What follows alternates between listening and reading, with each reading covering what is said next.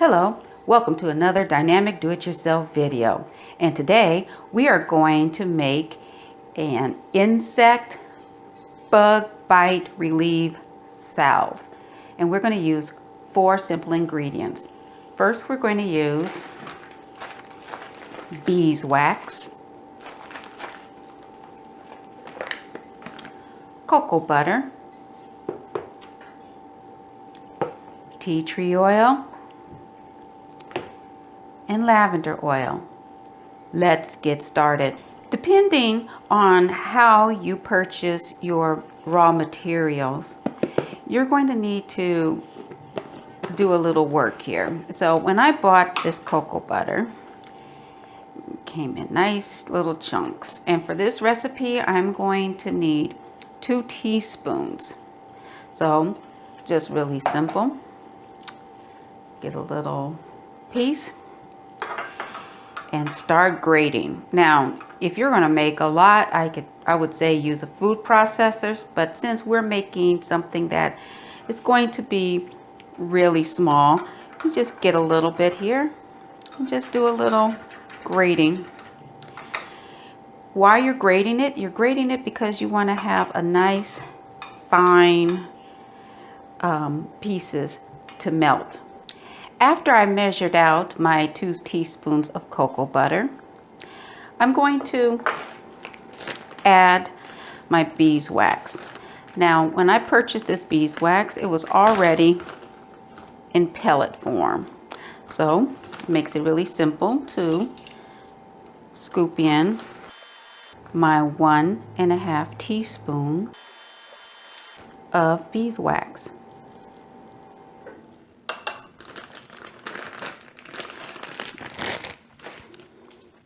Now I have my beeswax and my cocoa butter. I will put this in a Pyrex cup, glass Pyrex cup, and I'm going to put it in a pot of boiling water so it can melt.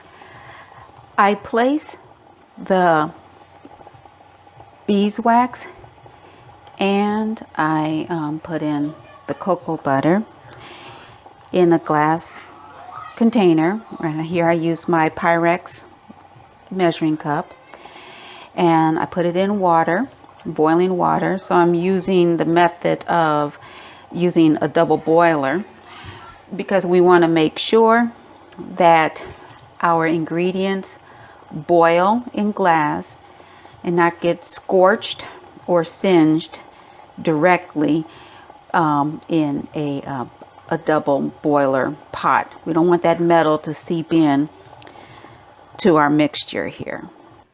Now that the beeswax and cocoa butter have melted, I turn off the burner. So while this is gently cooling, I'm going to add my essential oils. First, I would need 1 teaspoon of tea tree oil. I use my tea tree oil a lot. You can see this is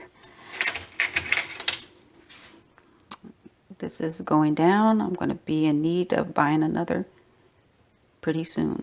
But here we go. There's 1 teaspoon, excuse me, of tea tree oil. And now I'm going to add 1 teaspoon of lavender oil. The tea tree oil has antibacterial properties. Lavender oil also has soothing properties. When you get those nasty bug bites, you want something that will help minimize the itching that you get, soothe the skin, and you could get some comfort, and you will find, and also fight the infection, especially if you scratch and you break the skin. So these 2 oils are going to give you what you want as you make this nice little salve. So there's my lavender oil and my tea tree oil, and I will use a whisk And I will gently stir this. And I'm going to allow this to cool before I grab a hold of that handle and start pouring this salve into its containers. So we're going to give this about 15 minutes to cool. Now after 15 minutes, I've taken this out, and you can see it's starting to solidify here. And you don't want that. So I'm going to mix it up. And you can see I have a little cream here. After I've mixed it up, I'm going to use a spoon, and I'm going to go ahead and put it in these little jars here. Now these are little bead jars. You can find this in any craft store in the bead section. You put little beads in here, but I'm using it for this salve because if you're making it for the family, you want to make it for a friend, you want to make it as a gift, however you want to do it. If you just want to have something small to put in your purse, I find these little containers work wonderful. And there I did. I just put it inside. And then close it up. If you are crafty and you want to put a sticker on it or something to show exactly what it is so it won't get confused with the other little things you make like lip gloss or whatever, here it is. Now if it's still a little soft, and this is still a little soft, I will put this in the refrigerator for 15 minutes, and that way it will solidify and it will make a wonderful balm that you can use on all of your bug bites.